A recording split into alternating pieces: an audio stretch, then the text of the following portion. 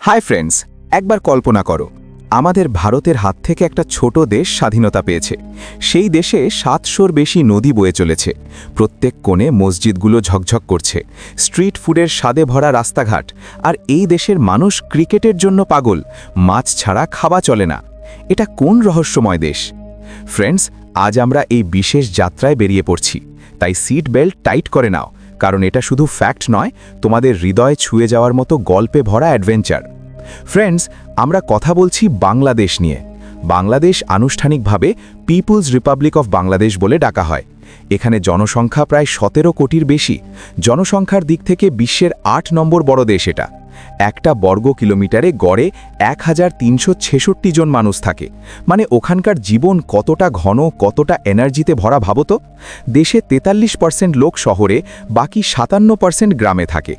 ধর্মের কথা বললে 91% ইসলাম, বেশিরভাগ সুন্নি মুসলিম, 8% হিন্দু, বাকি 1% বৌদ্ধ, খ্রিস্টান আর অন্যান্য ধর্মের লোক।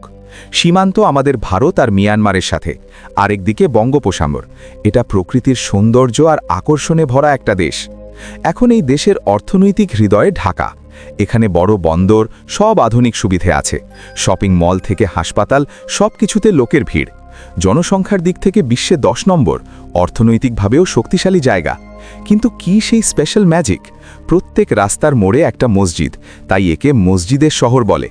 ওই মসজিদগুলো দেখলে মন শান্তিতে ভরে যায়। প্রত্যেকটা একটা কারুকার্যের মতো ঝকঝক করে। এখানকার স্ট্রিট ফুড অন্য লেভেল। ঠান্ডা রাতে হট স্কুইড বা ফ্রেশ মাছের তরকারি দিয়ে তুমি ভুলতে পারবে না, এমন স্বাদে ডুবে যাবে। এসব কিভাবে এলো? বাংলাদেশের ইতিহাসে একটা গভীর আবেগের অংশ আছে। নিজের মাতৃভাষার জন্য লড়াই করা একমাত্র দেশ এটা। আগে একে ইস্ট পাকিস্তান বলা হতো, কিন্তু ওখানকার মানুষ বাংলা বলে, আর পাকিস্তানের জাতীয় ভাষা উর্দু। উর্দুকে জোর করে চাপানোর চেষ্টা হলে মানুষ বিদ্রোহ করল। বছরের পর বছর লড়াই, ত্যাগ সব হলো। শেষে 1971 সালে আমাদের ভারতের সাহায্যে স্বাধীনতা এলো। সেই সাহায্য একটা বন্ধন তৈরি করল। আজ চীনের সাথে সম্পর্ক বাড়লেও সেই ইতিহাস আমাদের চিরকাল বেঁধে রাখবে। অর্থনৈতিক দিক থেকে দেখলে বাংলাদেশ কৃষির ওপর নির্ভরশীল। 67% জমি ধান চাষে ব্যবহার হয়। বিশ্বের বড় রপ্তানিকারক দেশগুলোর একটা। কিন্তু শুধু তাই নয়, বিশ্বের পোশাক শিল্পে 6% উৎপাদন এখানেই হয়। তোমার পরা শার্ট, টি শার্ট অনেকগুলোই বাংলাদেশে তৈরি।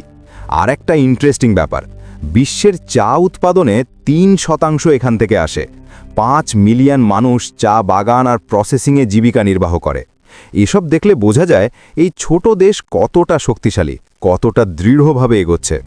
এখন ক্রিকেট, বাংলাদেশে এটা শুধু খেলা নয়, একটা অনুভূতি, প্রত্যেকের হৃদয়ের একটা অংশ। কম সময়ের মধ্যে আন্তর্জাতিক লেভেলে পৌঁছে বড় টিমগুলোকে নিজের মাঠে হারাচ্ছে। আমাদের আইপিএলে ওদের খেলোয়াড়রা দাপট দেখালে সেই উৎসাহ তোমাকেও টানবে। একইভাবে পত্রিকা ওদের জীবনে খুব গুরুত্বপূর্ণ। আমরা সকালে চা না খেয়ে দিন শুরু করতে পারি না, ওরা পেপার না পড়ে থাকতে পারে না। 2000-এর বেশি পত্রিকা, ম্যাগাজিন প্রতিদিন ছাপা হয়। এটা ওদের জ্ঞানের আকাঙ্ক্ষা আর আলোচনার সংস্কৃতি দেখায়। বাংলাদেশের পতাকা দেখলে শুধু সবুজ আর লাল। সবুজ সমৃদ্ধি আর শান্তির প্রতীক, লাল স্বাধীনতার ত্যাগের কথা মনে করিয়ে দেয়। আর একটা আবেগের বন্ধন, আমাদের দেশ দুটোর মাঝে সুন্দরবন, বিশ্বের সবচেয়ে বড় ম্যানগ্রোভ জঙ্গল। 40% আমাদের, 60% ওদের। UNESCO world heritage site. সুন্দরী গাছের নাম থেকে এসেছে। আর এখানেই রয়্যাল বেঙ্গল টাইগার থাকে, বাংলাদেশের জাতীয় প্রাণী। ওই জঙ্গলে ঘুরলে প্রকৃতির রহস্য আর বিভিন্ন জীবজন্তুর মধ্যে ডুবে যাবে। এখানে একটা অবাক করা সাংস্কৃতিক টুইস্ট। বাংলাদেশের মানুষ কাউকে দেখে হাসলে সেটাকে ভুল মনে করে। হাসি মানে অপরিপক্কতা, এটা ওদের মতামত। এটা আমাদের ভাবায়, তাই না? আর একটা স্পেশাল, নদীর দেশ নাম। 700-র বেশি নদী বয়। এশিয়ার 3টে সবচেয়ে বড়, গঙ্গা, মেঘনা, ব্রহ্মপুত্র, সব এখান দিয়েই যায়। এগুলো খাবার আর অর্থনীতি দেয়। কিন্তু প্রতি বছর বন্যা ভয়ঙ্করভাবে আঘাত করে। তবু ওরা থামে না। বন্যার মধ্যেও বোট স্কুল চালায়। বাচ্চাদের পড়াশোনা বন্ধ হবে না বলে বোটেই ক্লাস নেয়। এটা ওদের সাহস আর গঠনমূলক মনোভাবের বড় উদাহরণ। ঋতুর কথাও ইউনিক। অনেক দেশে 4টে ঋতু থাকলে এখানে 6টা: গ্রীষ্ম, শরৎ, শীত, বসন্ত, বর্ষা, শীতলকাল। প্রত্যেক ঋতু একটা নতুন রং আর নতুন অনুভূতি নিয়ে আসে। কিন্তু ভ্রমণকারীদের জন্য অসুবিধেও আছে। নোংরা, বিশৃঙ্খলা অনেক। কত বছর গেলেও বদলায় না। আর একটা ট্রাফিকের সমস্যা ভয়ঙ্কর, সাইকেল রিক্সা রাস্তা ব্লক করে। ঢাকা থেকে ফ্লাইটের জন্য 4 ঘন্টা আগে বেরোতে হয়, এত ভিড়। তবু 15টা এয়ারপোর্ট আছে, এয়ার ট্রাভেল সহজ। প্রকৃতি প্রেমীদের জন্য বাংলাদেশ প্যারাডাইস।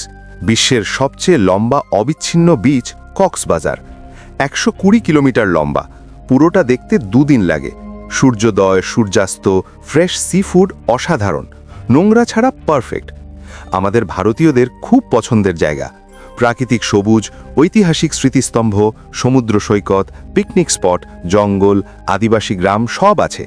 মাছ ধরা পছন্দ? এখানে পারফেক্ট, ফ্রেশ ক্যাচ প্রতিদিন আসে। এখন টপ প্লেস নিয়ে কথা বলি। প্রথমে ঢাকা, রাজধানী, বুড়িগঙ্গা নদীর ধারে সবচেয়ে বড় শহর।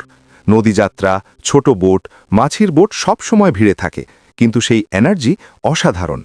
পুরনো বাড়ি নতুন বাড়ির সাথে মিশে একটা সুন্দর ক্যানভাসের মতো লাগে। শিল্প, ব্যবসা, সংস্কৃতি, শিক্ষা, রাজনীতির কেন্দ্র, ইতিহাসে ভরা মসজিদের শহর। তারপর সুন্দরবন, বাংলাদেশের সবচেয়ে বড় আকর্ষণ। আমাদের ভারতের সাথে শেয়ার করা ম্যানগ্রোভ জঙ্গল, UNESCO site, royal Bengal tiger, বিষাক্ত সাপ, বিভিন্ন পাখি আছে। এই যাত্রা জীবনভর মনে থাকবে, প্রকৃতির শক্তি অনুভব করবে। আরেকটা চট্টগ্রাম, দ্বিতীয় বড় শহর। পাহাড়, ঘন জঙ্গল, জলাশয়ে ভরা। আবহাওয়া ঠান্ডা, সব সময় বৃষ্টি। বাংলাদেশের গেটওয়ে বলে, বড় বন্দর আছে, একবার গেলে আবার যেতে ইচ্ছে করে। শেষে কক্সবাজার বিচ, সবচেয়ে সুন্দর সমুদ্র সৈকত। সূর্যোদয় সূর্যাস্ত মিস করো না। সি ফুডের রকমালি এক একটা সেরা, নোংরা ছাড়া পারফেক্ট রিল্যাক্সেশন স্পট। ভ্রমণের জন্য ভিসা, ডকুমেন্ট ঠিক থাকলে 7 দিনে পাওয়া যায়। খরচ কম, 6-7 দিনে প্রায় 5,500 টাকা লাগে। কারেন্সি বাংলাদেশি টাকা, 1 টাকা প্রায় 0.70 টাকা। ফ্রেন্ডস, বাংলাদেশ নিয়ে এই যাত্রা কেমন লাগলো? তোমাদের কোন অংশটা সবচেয়ে ভালো লেগেছে কমেন্টে বলো। কখনো গিয়েছো? তোমাদের অভিজ্ঞতা শেয়ার করো। ভিডিও ভালো লাগলে লাইক করো, বন্ধুদের সাথে শেয়ার করো, চ্যানেল সাবস্ক্রাইব করতে ভুলো না। শেষ পর্যন্ত দেখার জন্য ধন্যবাদ। আবার নতুন এপিসোড নিয়ে দেখা হবে।